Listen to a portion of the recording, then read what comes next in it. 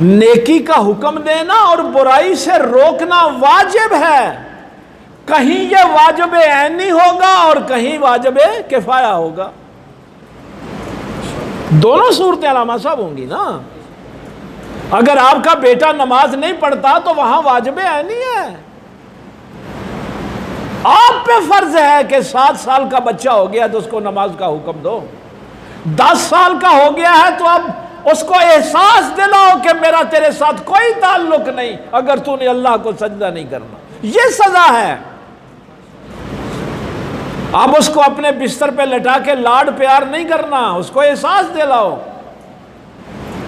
واجبات واجبات ہیں، اب کفایہ کہاں ہوگا؟ امر بالمعروف اور نہی عن المنکر کفایہ کے درجے میں کہاں جائے گا؟ بھائی اگر کسی کو معروف کا علم ہی نہیں تو وہ حکم کیا دے گا؟ اگر کسی کو منکر کا پتہ ہی نہیں تو وہ روکے گا کیا؟ تو یہ وہ مقام ہوتا ہے جہاں پہ پھر اللہ فرماتا ہے کہ ایک جماعت تو ہو جن کو معروف کا بھی پتہ ہو منکر کا بھی پتہ ہو، کم از کم وہ جماعت تو نیکی کا حکم دے اور برائیوں سے روکے۔